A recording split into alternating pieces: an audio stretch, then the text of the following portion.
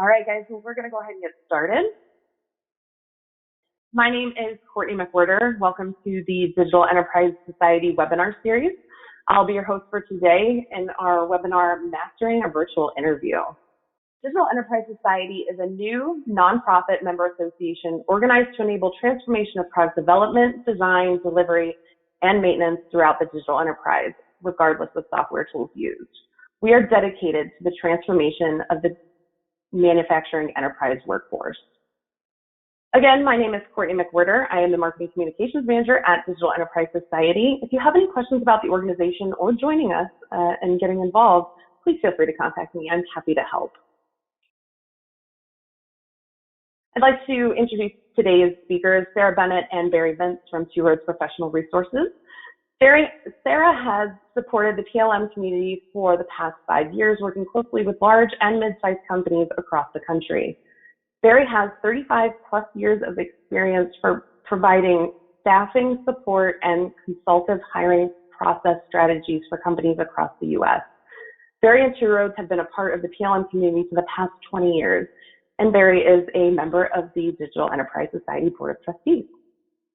In his free time, Barry is active with his community in Long Beach, California, supporting numerous charity organizations and can often be found outside running ultra marathons. Today, he shares his experience in the rapidly expanding world of virtual employment interviews. Before we get started, we encourage you to type any questions that you have throughout the presentation into the Q&A box in the questions box, and we'll have a very interactive Q&A following Sarah and Barry's presentation. So without further delay, I am going to turn it over to Sarah and Barry. So thank you guys for joining us today. Here we go. Thank you for having us, Courtney. Appreciate it. This is going to be fun. I get extremely pumped talking about hiring and processes and new things, and we definitely have some new challenges ahead of us. So Sarah and I are going to explain a few of our thoughts on it, and hopefully answer some cool questions and have a good time with this. Yeah, and thank you to everyone. Excellent. Thanks, guys. Barry, can you just give us like a little background on your career, Two Roads, how you started? Sure. 35 years of industry in the background in this industry. I guess I'm getting up there in the years. No, I started off back in the old days over at McDonnell Douglas, which is a aircraft company in Long Beach, California. And that was back on, hiring was a lot different back then.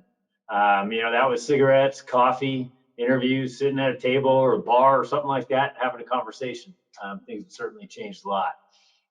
Today has gone virtual. Today has gone technical. Everything's quite different.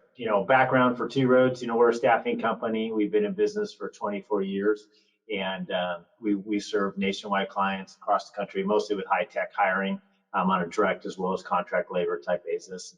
And then I work with a lot of companies as far as their human resource processes are concerned, helping them improve their strategic hiring processes, onboarding, cultural fits, and so forth. So that's a little bit about me. Great. Yeah, it seems like the trend towards digital has been taking place over a number of years, but really has sped up rapidly over the last, 4 months? Absolutely. Yeah, no, it's obviously become a necessity in today's times, but it had been picking up anyways before the COVID virus hit.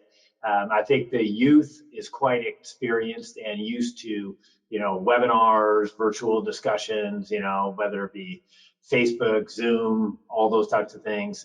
Whereas, the older experienced people like myself are a little bit new to this. So today, we're trying to reach everybody, the newer people to the workforce, as well as the experienced people in the workforce, because, there's some challenges out there. Absolutely, and it seems also, as we've all been watching the news, that the candidate pool out there is pretty large, and people are either comfortable, maybe are a little bit uncomfortable with the current trend towards digital interviews. So, what's our goal for our meeting today? Our goal for today is to get you prepared for virtual interviews. There are some advantages to virtual interviews that you can really take advantage of. As well, employers as well as employees, prospective employees. The virtual interviews give you an opportunity to prepare like no other. Interviews in general are extremely difficult to prepare for, but it's very important that you do. And having it on the virtual side gives you a giant advantage. And if we could get you ahead a little bit on that, as we come out of this economic situation, there's going to be a lot of hiring going on. And so that's what we're here to prepare you to do. Yeah, so we want to talk about that definitely from the candidate perspective. What can you do to prepare for your interview? Some of the things would be exactly the same as if it were an in-person interview. And then also talk to really HR people and hiring managers. What can you do to set your company apart from some others? It's a little bit more challenging than it used to be because people aren't sitting in your place of business. So Barry, let's talk a little bit about what people can do specifically on the candidate side to really prepare for an interview. Sure, absolutely. So preparing for a virtual interview, like Sarah said, it is pretty similar to a regular interview. First of all, know the job that you're interviewing for. Start off with your job description, make sure you understand it, make sure you're interfacing with the human resources or recruiter of the company that you're dealing with, or hiring manager, whatever it might be. Make sure you have a good understanding of the job. Second, definitely go to the company website, understand what they do, where they're going, projects that they have, and so forth. 3 would be to go on LinkedIn, make sure your profile is correct. Make sure all your pictures are up to date and so forth. Make sure your descriptions are clear on your job or your resume that you have in front of them. And what about other social media sites? Are you going? I mean, do you suggest that people prior to even starting a job search, do they want to go and make sure everything's clean and, yes, you do. Make sure they're presenting the right Yes, thing? you do. Companies are going to be researching you differently than they might be.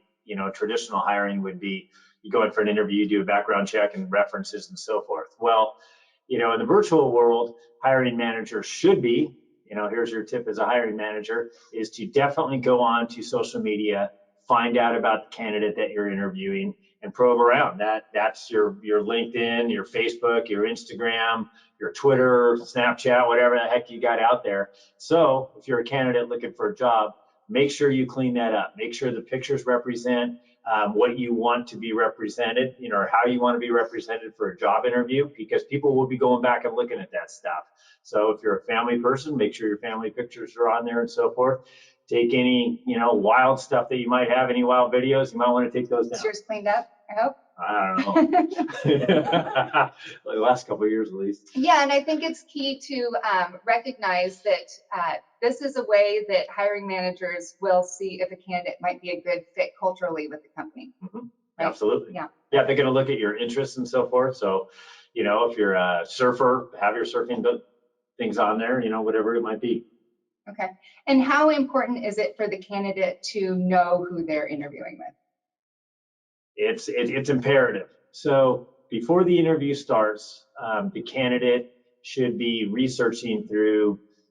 Typically, an interview will go like this. So you get a request from a human resources or a recruiter with a calendar invite that links you to the webinar or whatever, not to the virtual interview, and it will have email addresses on it. That's your beginning of your research right there.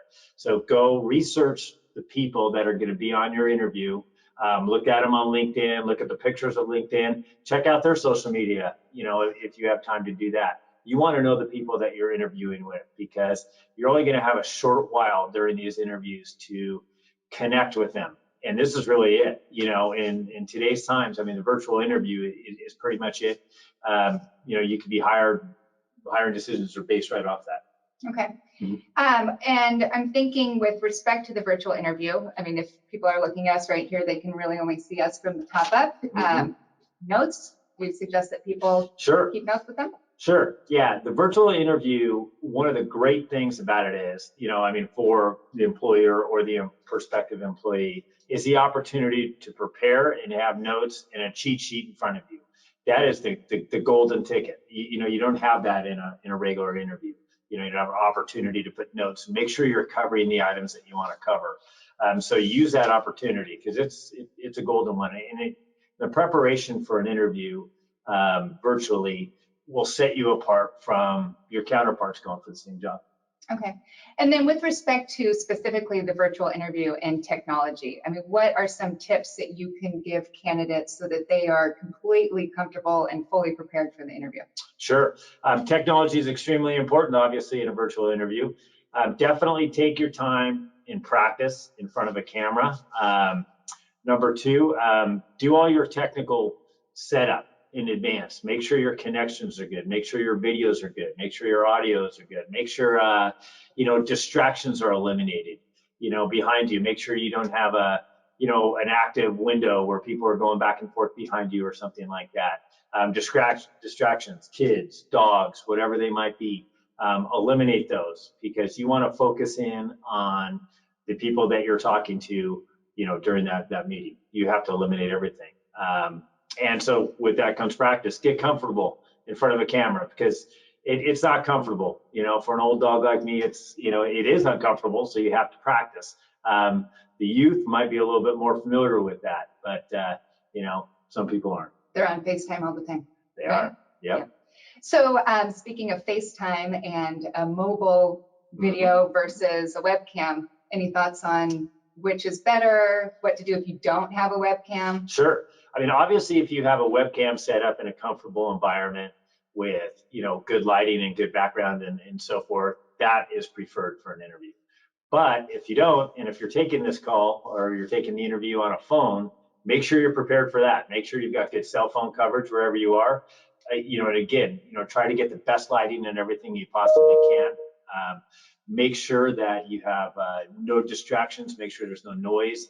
Make sure you have a clear view of the screen because it's a little bit more difficult on a phone. So if you can get to a webcam, I highly recommend that.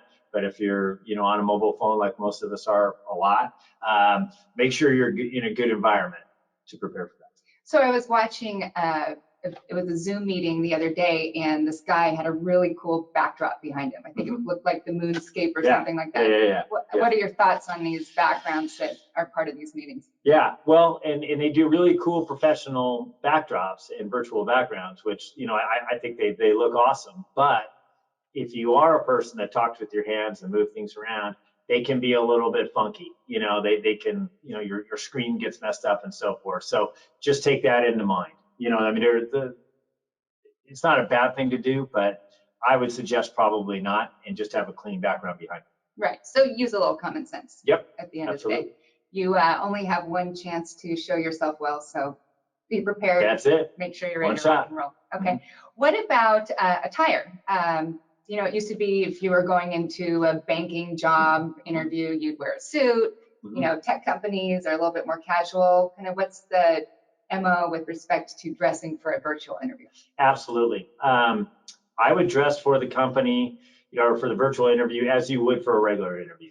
Most companies these days have gone fairly casual. But like you mentioned, a banking or finance type position, with some of the defense companies, it's still coat and tie. I would dress in a coat and tie for those environments. For most companies, I would go business casual, collared shirt and, slacks or pants that look appropriate for it. Okay. So shifting. Definitely wear pants. Never know where your camera angle's looking. You never know, but you should test it first, right? I've seen some news camera people lately with shorts on. That's not going to work. Not so good. Okay, so shifting over away from the candidate to the company, what should hiring managers or HR managers do to prepare for the virtual interview from their standpoint? Absolutely. So some companies, I know we're in a current situation where the labor pool is larger than it was, a couple months ago. But, in the high tech sectors, talent demand still remains as high as possible, or as high as ever, actually way more in demand than ever in history.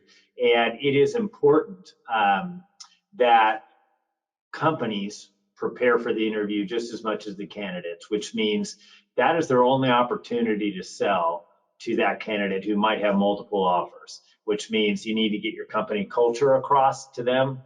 You need to make sure that they have a clear understanding of what their duties and who their managers might be, because you could cut some corners on these interviews, but a company cannot do that if they expect to land the top talent. So that means, videos. It could be walking through the manufacturing floor and showing videos of people working, what the office environment might be, future projects, future vision of the company. All that information must be to the candidate for them to be able to prepare to make a hiring decision off one call, which is hard to do. So, I would suggest as an employer, if you're really looking to land this golden person, is I would prepare videos and be prepared to present them either during this call or prior to the call.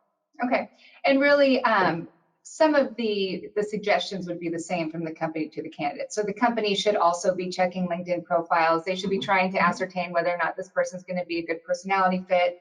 I would think that the managers would want the candidate to feel really comfortable. So, find some commonalities, some things that you can talk about.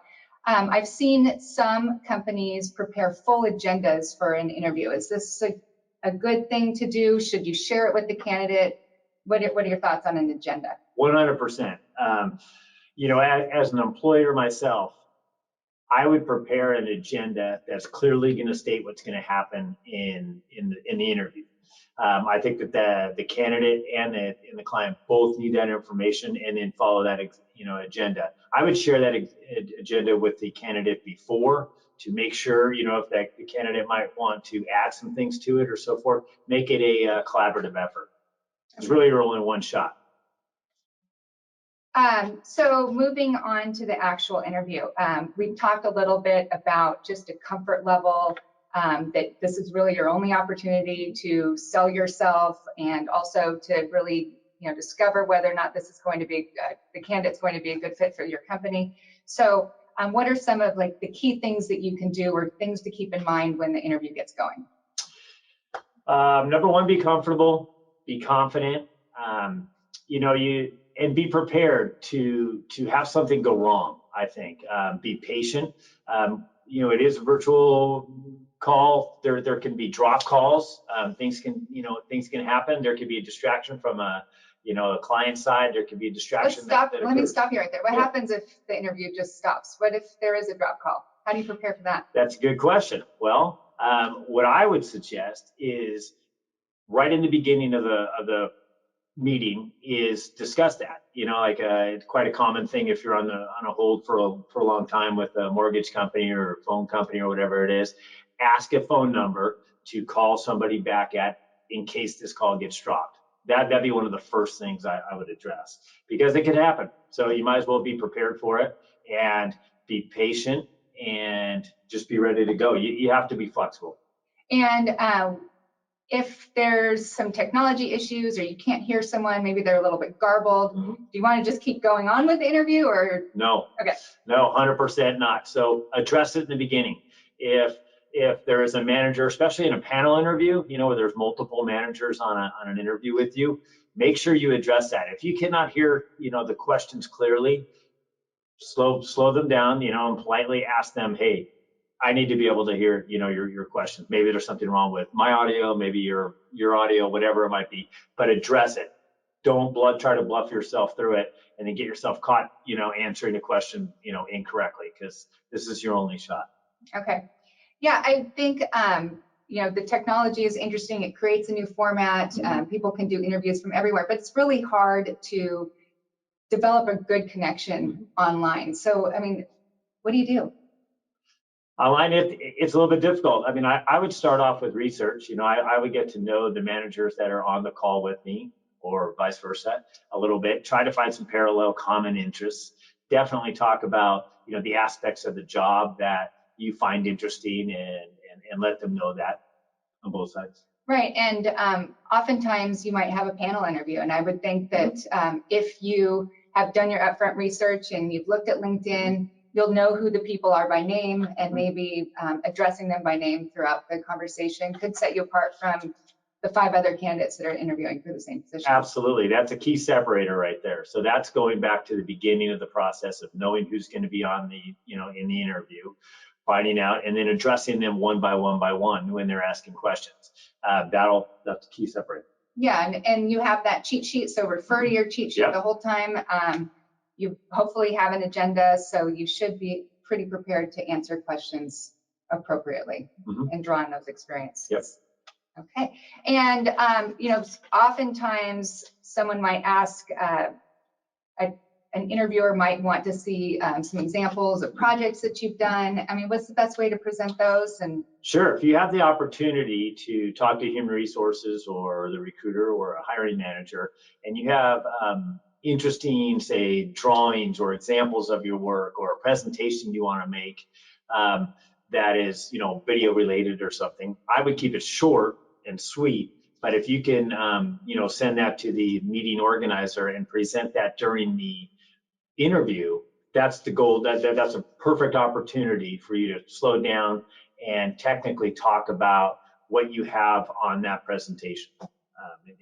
It could be anything, but the example to go over your work with a hiring manager and to be able to get into a Q&A on that is a good opportunity. Okay, great. And with respect to questions that the candidate wants to know, I mean, basically no holds barred. They can ask anything. Is there anything that they shouldn't ask, or can they ask about culture, opportunities, salary? I mean, what?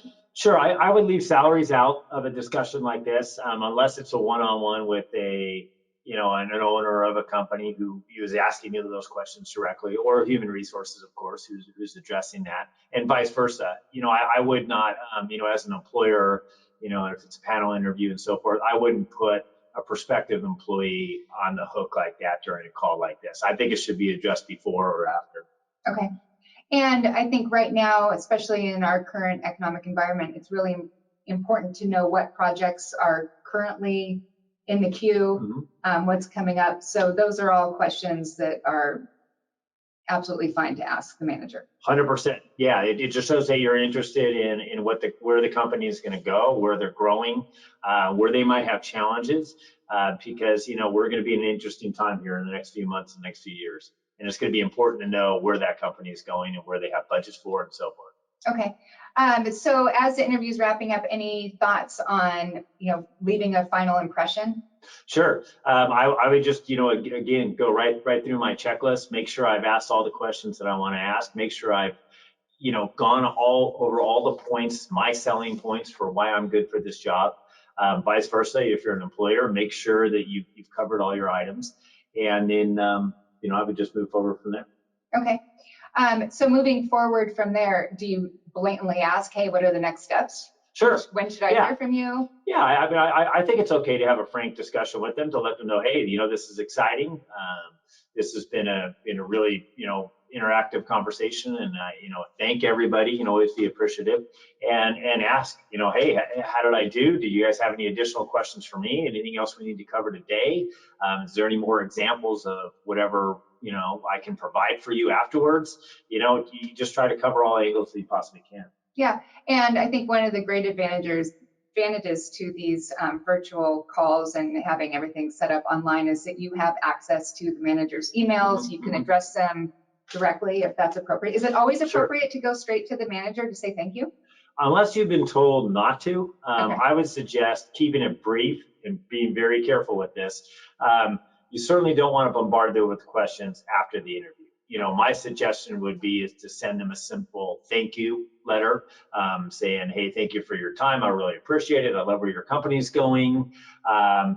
If you have any questions for me, always feel free to reach out to me. I would not try to engage them after the conversation. Human resources, recruiters might be different. I would ask them, hey, how did it go? What do you think?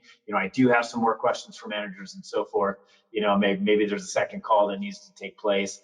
I would address that probably with, the meeting organizer, which is generally HR. Okay.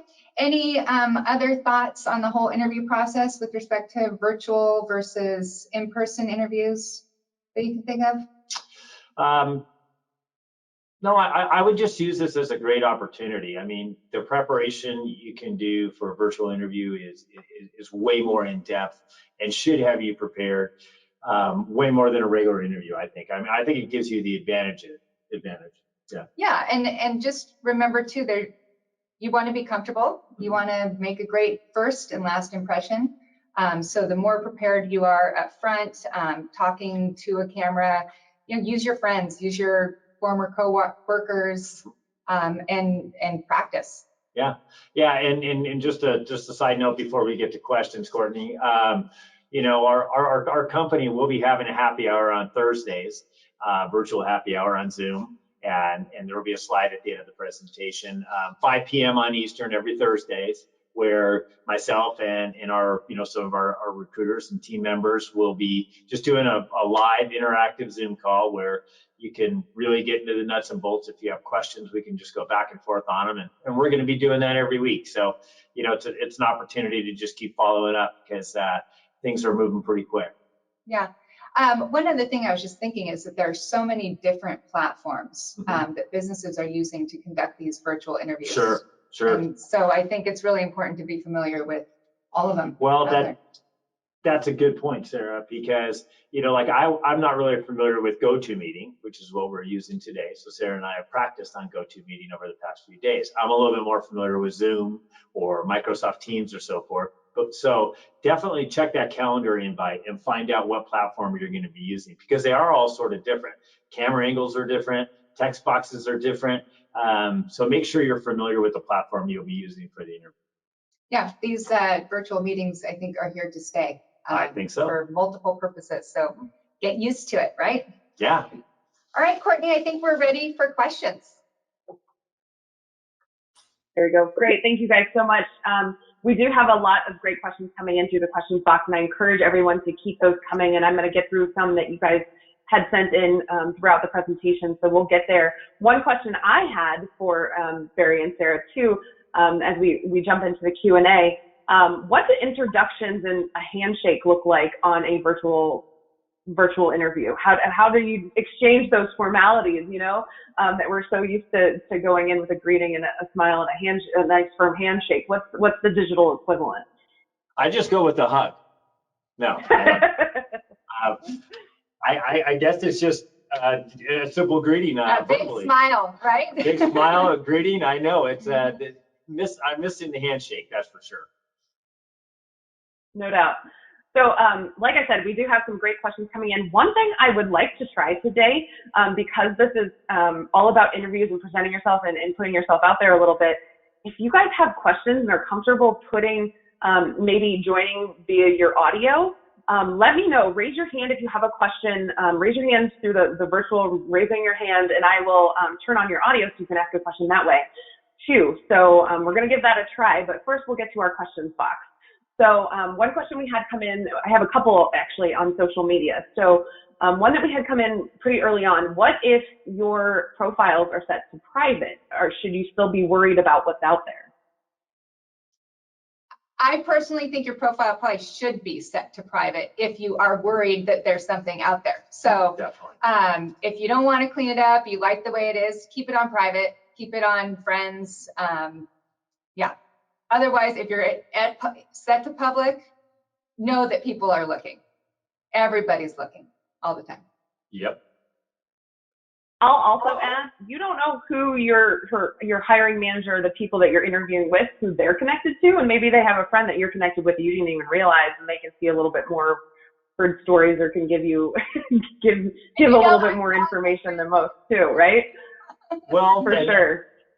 That could be a good opportunity as well, though. So if the hiring manager, is also on social media, and you can check out what that hiring manager's up to as far as their, personal interests, that could give you an advantage looking for a job as well. I do think with respect to social media and any other piece of information about yourself or your personality that is not job related, but is a positive, like you talked about Barry and his volunteer activities. If there's a little piece of something about you that you can somehow work into the conversation, and whether that's a virtual interview or an in-person interview, it's going to create a connection, which is really key. For sure. One other question we had related to social that I thought was very interesting. Andrew asked, how is a largely inactive social media account, meaning few or very infrequent postings, how is that generally perceived when hiring? Is that important? Does that say something if you're not as active on social? Well, Yeah, go ahead. I think it depends on the job that you're looking at. Most technical people, say your engineers, your scientists, and so forth, probably your bankers, your real conservative type people, aren't even on social media. So they would be very inactive on social media. There are some jobs that I think that it would help. If you are, say, an artist or a salesperson, you probably want to have more of an active social media. But I think, people want to see a picture. They want to put a name with a face. So if you have a profile, throw a picture up there. Just put one up. Maybe it's not your favorite picture, but just something that just gives somebody an idea of who you are. People want a name with a face. She has an easier time finding good pictures than I do. Another question we had, and this actually came in during the employer side of what you were sharing and how an employer should prepare during an interview. So I think it's specifically related to that. Ryan, you can correct me if I'm wrong, but how do you handle in an interview when you have a group interview and one person is distracted or obviously not paying attention? In a group interview, as far as the manager is concerned? I believe so. You can let me know if I was wrong in my interpretation of that question, but yeah, I believe that was what they were asking. Well, from the employee side, so if I'm understanding the question correctly, is that the employer has multiple people on the interview and one person is distracted in the middle of the interview? Yeah, that's how If I were the candidate, you got to tune that out. You got to zero in on the people who are interested in hearing what you have to say. You got to get that out of your mind immediately. So some person, because panel interviews, I mean, there's various questions that might not pertain to that person who is involved or phased out, or you can see him on camera. So, and from the company perspective, with respect to panel interviews, there's a couple ways that you can go about a panel interview, and you can set this up via your agenda. You don't have to have everybody on the panel on the camera at the same time. Right. So maybe you want to have 3 different sections of the interview that are actually individual interviews with the candidate. So you would have maybe someone who's more technical in nature, someone who's a higher level manager, that would be another separate section. That way you don't run the risk from the company perspective of having somebody tune out while somebody else is talking. Right. I think that the company needs to remember, even in times like these where the candidate pool is larger, you're selling your company. You may want this person on your team. This might be the best fit that you've had in 25 years. So don't discount that. Good points. Any suggestions for someone who might be a little bit more insecure, introverted, or very nervous? How do they break through? Practice. That's hard. That's the challenge of the virtual interviews. That's the biggest challenge, I think, is for people who are introverts and to get comfortable on camera, because it's not comfortable. There's nothing comfortable about it. But this is your chance to get that job, and you have to break down. You have to practice with your friends, practice with your family, practice in front of a camera, practice. Because you really have no choice, in today's world and where we're going. You're going to have to be able to get jobs, on camera. I also think change your mindset. If you're an introverted person, it's uncomfortable for you to go out into a public space or go to an in-person interview and sit in front of a panel of just say, 5 people. So if you can change the mindset and think, hey, I'm only talking to a computer, or some people via computer, or on virtual, then it's easier. So just flip the attitude around a little bit. It's tough though. You definitely have more control of your environment than you would if even in an in-person interview. So it's almost a. You can even make it fun, Courtney. I mean, you could actually just jump on Zoom calls with friends, and you get a little bit more comfortable on calls, and make it happy hours or fun or workouts or whatever you're doing. Just try to get a little bit more comfortable on camera. So that being said, would you advise doing a run through maybe with your recruiter for practicing the interview? If you have that opportunity, that's an excellent opportunity for sure. Yeah. I mean, and I would think that would benefit the recruiter as well, especially if they're an independent recruiter. who has a vested interest in getting you that job. Virtual run-through suggestion's awesome. Yeah, 100%. Can you share a good closing statement for an online interview? Yeah, I would definitely, I mean, it's very similar for an in-person interview. You thank everybody for your time. You're looking forward to hearing from the hiring manager, the HR manager. I mean, I think it's pretty common sense with respect to that. It would be very similar to what you would do in an in-person interview. Yeah, and definitely ask the question, have I answered all your questions today to be able to do this position? If not, please ask them now. Try to pin them down a little bit more too. Mm-hmm. Great. So keep those questions coming in, guys. Are you guys getting feedback on me? No. Nope. Oh, good. Okay. Sorry. I'm getting it on my end. Just want to make sure you guys are still clear. All right. So we did have a couple questions coming in through the questions box, so keep those coming. I did have a couple people raise their hands, so I'm going to try and unmute them and see if they can come on with us live to ask those questions. Cool. So David, I see your hand is raised. If you're still with us, I'm going to go ahead and unmute you, and you can ask a question of Sarah and Barry. You can hear me okay? You're fine. Okay, so I recently interviewed with a company. There's a lot of companies that are taking this opportunity to strategize on the resources they're going to bring to speed. I'm wondering, the question is, what is appropriate for a company to ask? How many interviews? So I went through 8 interviews of 8 hours, then requested to put together a presentation, which took me about 20 hours of resources just to understand the company, and then present that. And then they asked me to do a 1-hour interview. So that was one of my question.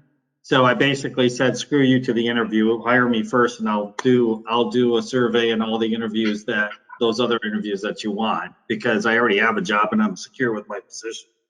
Right. That was my response, but maybe I should have acted differently. Then the second portion of it was, is it okay to bring up their fault at this interview? So they hired 7 people before me that failed over a period of 2 years. So what is it that they did, I asked, that failed these employees? At some point in time, they have to ask themselves the question. It's not the person you're replacing. Those were my 2 questions. When is the appropriate time to ask about their faults to try to get a good response and make a decision? And by the way, I've worked for the same company for 13 years. Oof. Yeah, well, sorry you had to experience that, David. That's a very arduous process. Probably one of the longest ones and most time-consuming ones I've ever heard of. But I think part of it could have been addressed prior to the first interview. Whether you're dealing with human resources or a recruiter, is ask them the process prior to it beginning. Like if you would have known that it's going to be 8 different interviews that last hours and hours and hours, and have to do a presentation and so forth, then you could have made a decision to move forward with that process or to back away or say, hey, that's pretty heavy. Why would it be so much? That would be my answer. But once you're in the middle of it, it's tough, especially if it's a job that you want. But that's extreme amounts of time for an interview that I wouldn't find necessary or probably appropriate for 99.9% of the jobs out there. Yeah. Also, with respect to asking about their faults, you definitely want to word that a little bit differently. Oftentimes, when I'm talking to my clients, I'll ask them specifically why an employee didn't work out. What happened? Was it something with respect to personality? Is it a change that's gone on with respect to higher level management? I think it's fair to ask around kind of what happened, what was the situation. You certainly don't want to say what's wrong with you guys or something like that. So couch it a little bit differently. And I think that you can say, I just want to make sure that I'm the right fit for the position. Yeah, and no matter what, you never want to leave it. Even if you're angry, if you're upset, you cannot leave it that way with them. Always be professional, because the world gets smaller and managers move around and HR people move around, and you don't want to be have a bad connotation to your name by ending the process poorly. So be real careful with that. I understand your anger, and I'd be frustrated as well, but you can never let that get out. Yeah, and remember, everybody's trying to find the best fit. Right. Another question that we had come in through the questions box. How does one figure out who people are on the interview? In my experience through recruiters and applying online, I usually get more or less a cold call to set up the time and not given much details of who you'll be talking to. Yeah, that can be an issue, but that's certainly, if you are working with a recruiter, they should be able to tell you who the interview is going to be with. And once you have that information, you can do your own research on LinkedIn, find out, they should be able to tell you the title of the person, how they fit into kind of the grand scheme of the job that you're looking to secure. So, I think that that's appropriate. And Absolutely. But you should know, and you should be able to find out that information. Absolutely, and it's entirely appropriate to press the recruiter for that information. And there are times where you just won't know, and you also have to be prepared for that as well. Sure. Again, it's, something we talked about earlier is you have to be patient. You could be, in one of these virtual meetings and somebody else all of a sudden is added to it and you don't even know. You just have to be prepared and patient because, sometimes patience and the ability to adapt to situations as they come up, is part of the evaluation process of you being a viable candidate for the job. Yeah, and also, block out, you should be able to ask the interviewer or human resources how long the interview is expected to take. If you have a great interview with, let's just say, 1 or 2 people and they want to bring somebody else in, have some time allotted for that so that you don't feel rushed, so that, if they're excited about you, they might want you to meet additional people. And from the company side, I think that that's fine as well. Again, if anybody has any questions, feel free to raise your hand. I'm kind of working through those and bouncing back and forth through the questions box. Another question about setup. How far away should you have your camera set from where you're sitting? Well, I would set it up probably in an angle like we have it, and like you have it, Courtney. You definitely want to be close enough where they could see the expression of your face and see your eyes and so forth. You don't want to be too far back, and you don't want to be too close. I would fool around with camera angles that make you look a little bit more the way you want to look. You definitely don't want to have a camera angle down low, with your chin funny or something like that, or at a side angle, or I would definitely through your practice sessions fool around with that. And get a second opinion. Sure. Ask absolutely. your kids. Do you have any teenagers in the house? They'll tell you exactly what to do. They know what to do. I find I was sharing this with Sarah and Barry just before we were getting started too. I find that putting the box where you're seeing the others on the call and where you're seeing the people you're talking to as close to wherever your camera is located as possible, that helps even if you're not always looking directly at the camera, to help kind of make it look that way a little bit too. So just another little tip there. Let's see what other questions we have. I'm going to keep rolling through them. Is it still acceptable to ask for the job, or what is the next step? 100%. Absolutely. Yeah, no, you definitely, in your closing of your interview or conversations with people, is you definitely want to ask that question, just like you would in a regular interview, and vice versa. If I were the employer in this situation, I would ask the prospective employee, have we asked all the questions, or answered all the questions that you need to know to make a hiring decision? Are you interested in the job? And those types of things. Vice versa. Yeah, you definitely want to address that when you leave. That shows interest and so forth. And energy. Hey, I'm excited about the job. I can't wait to hear from you guys. Hopefully I'll hear from you at the end of the week. Give them an indication of how you feel. Yep. What are your thoughts on psychological questionnaires, and how can I prepare for them, and strategies?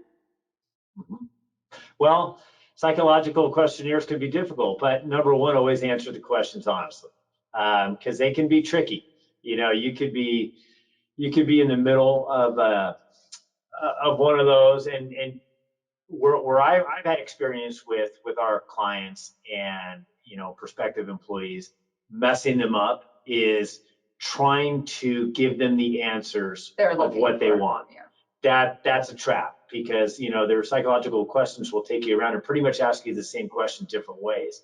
You got to just be honest with who you are, where you want to go, why you're right for that job, and stick to your principles there. Because if you start venturing off that, you're going to fail the psychological profile.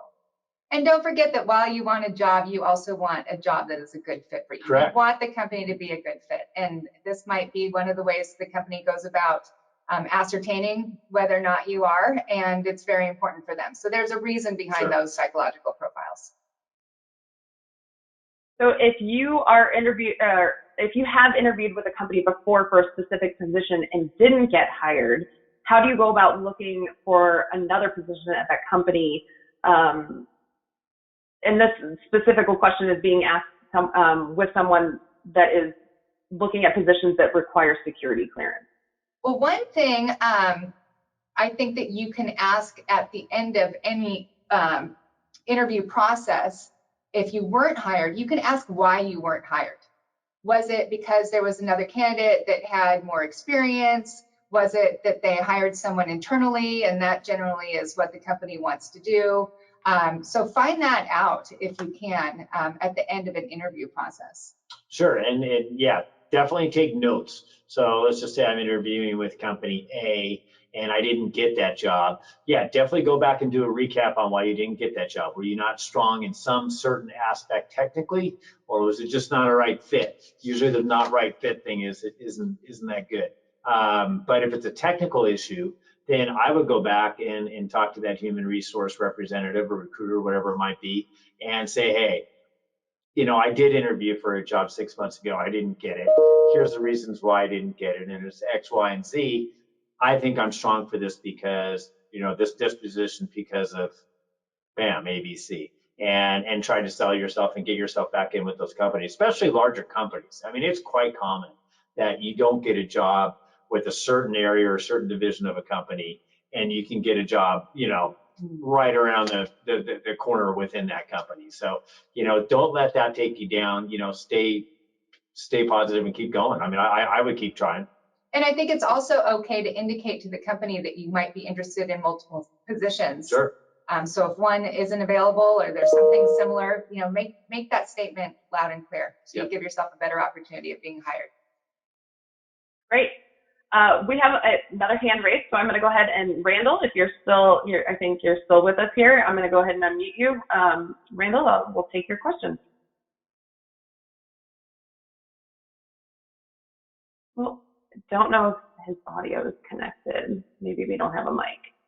We'll come back to that. Randall, if you still have your question and want to put it in the chat box, we'll try and get you there. Robert, I think Robert has a question. We can unmute you. Hi, thank you for the good program. I really enjoyed the discussions and the information provided. My question is regarding the pros and cons of using a recruiter. Under what situations I'll be better off to be represented with a recruiter, or I'd be better off going directly to the company and apply on their websites? If I were, a person looking for a job, I'd do both. I would try every option, every opportunity to get within that company, at least until I get into the beginning of the process. Once the process begins, I would stick with that avenue that got me, sort of to point A or point B. Because, recruiters definitely can broaden your network of job opportunities. And they quite often have ins with managers and know patterns and so forth that you might not have access to, via an online application and so forth. So, definitely work with a recruiter, have a trusted recruiter that knows you, knows geographically where you want to go, salaries and so forth, and then types of positions where you want to go with your career and so forth. Make sure they get to know you and you get to know them. And then on the other side, you know, I would constantly be looking at companies on their LinkedIn and social media, because there's new jobs that pop up every single day. And if you could be one of those earlier people that get your, you know, your resume and your background in and so forth, you know, that's the better. Most companies these days, most large companies have, you know, portals where you can establish a profile. And so it's pretty easy to apply to those jobs. You know, you might have applied to a job, you know, 2 months ago, and then you see another one that looks right. So, you know, pop your profile back on there. So, you know, I guess my answer to the question would be do both. You know, always look at all opportunities when you're looking for a job. Yeah, and just one other thing to add on the recruiter side is that remember that the recruiting company is constantly talking to their clients about current positions, projects that are coming up, jobs that might be popping up, you know, in the next month or 2 months. So they might have some inside information that you wouldn't otherwise know about. And then also, I know in my position, if I find a great candidate or someone is presented to me and I don't necessarily have an open position, I still might contact one of my clients and say, hey, I know Randall, he's fantastic. I think he would be great for this position. What do you think? And so you might end up with an opportunity that you otherwise would never have known about. Great. Few more questions that we have in the chat here, and lots of thanks also coming in, and everybody's appreciating the information today. So thank you guys for that. Another question, Tammy wants to know, is it appropriate to ask why the position is open? Is it a new position, or are you a replacement, or should these questions be addressed to HR? Absolutely. It's a great question to ask. You definitely want to know what's going on with the company, and that helps you in your preparation stage of knowing what's going on with the company. Are they getting new contracts? Are they replacing people a lot? You know, what's going on? Why is there a turnover, or is it an addition? Yeah, absolutely. I'd for sure ask that question. You know, prior to the interview, if you possibly can, you know, that just helps you prepare. So, you know, maybe there's a company that's got a high turnover rate, and if you sort of get the answer, hey, there's a lot of turnover going on over here, that might be a question that you feel free or feel, you know, it is appropriate asking during the interview. Say, hey, I've noticed there's been 3 other people in this position over the last 3 years. What's going on? Where are they falling short? You know, how can my strengths, you know, solve that solution for you? Because nobody likes turnover. Yeah, I agree.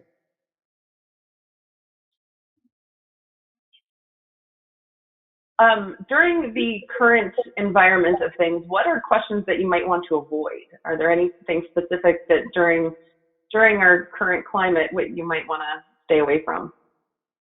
Sure. I mean, I would avoid politics, number one. You can start off with that one.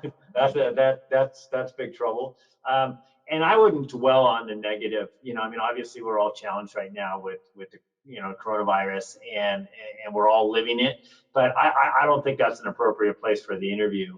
I would avoid that. I would avoid, you know, personal frustrations with what might be going on, because it just creates a negative situation that really doesn't pertain to your forever type of job right now. You know, I would avoid those.